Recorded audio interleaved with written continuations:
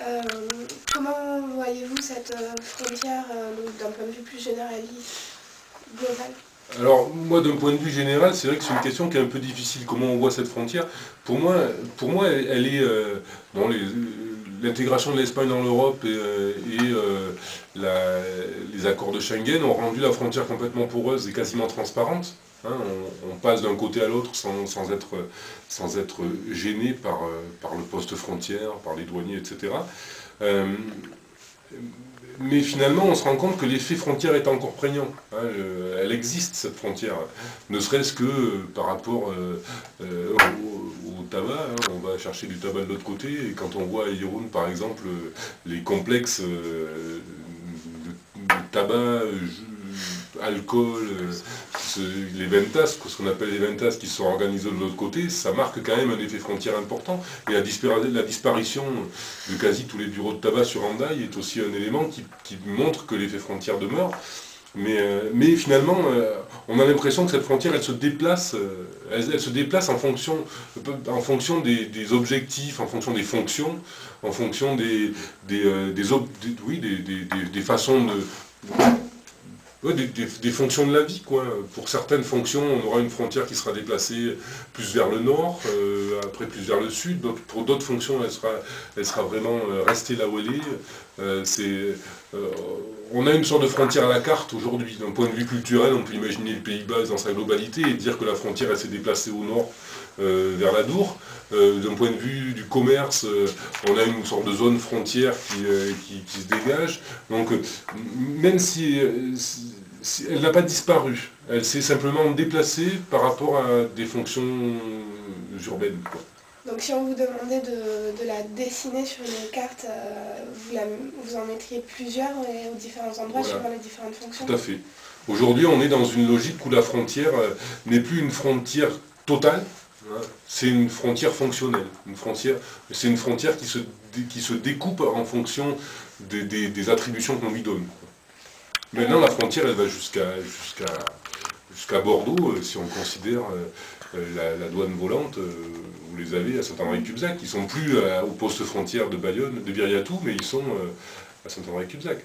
Et qu'est-ce que vous pensez de l'attractivité de cet espace et au contraire de son ouverture vers le reste du Mais, monde? j'ai envie de dire, le fait que la frontière soit gommée aujourd'hui d'un point de vue administratif rend cet espace paradoxalement moins attractif. L'attractivité d'une frontière, elle est essentiellement liée à la possibilité qu'on a de la transgresser. Une norme qu'elle impose, la possibilité qu'on a de la transgresser. La contrebande est un facteur clé de la dynamique des frontières.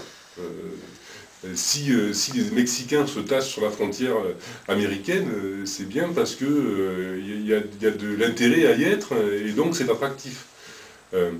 Du coup, Schengen a un petit peu gommé cette attractivité, mais l'a transformée. Maintenant, ce sont des espaces qui deviennent attractifs parce qu'il y a une capacité à vivre ensemble, une possibilité de faire des choses ensemble. C'est vrai que l'Europe favorise les coopérations transfrontalières. Aujourd'hui, sur la frontière basque, on est dans une conurbation qui va de Saint-Sébastien à Bayonne, voire plus au nord même, hein, Tarnos. Qui fait que finalement c'est attractif parce que c'est un espace urbain, plus que parce que c'est un espace transfrontalier. C'est une question qu'on peut...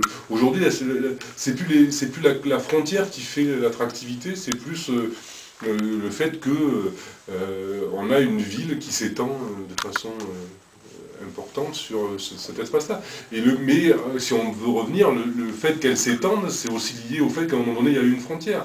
Parce que la coprésence de Chingoudi, c'est-à-dire Bayonne, Hendaye et Fontarabie sur la frontière, c'est aussi lié au fait qu'il y avait une frontière pendant longtemps là, et que d'un côté et de l'autre, on a créé des villes sont venues se coller à cet endroit-là. Voilà. Donc vous voyez aussi cet espace-là comme un ensemble, comme un Ah oui, tout à fait, tout à fait. Aujourd'hui, avec l'Europe, on est passé, c'est plus un trait frontière, c'est un espace frontalier. Même déjà avant, c'était un espace frontalier. Avant, on avait la contrebande, tout ce dont on parle, toute la transgression de la norme frontalière, elle se faisait pas directement sur la ligne, elle se faisait dans une zone un petit peu incertaine.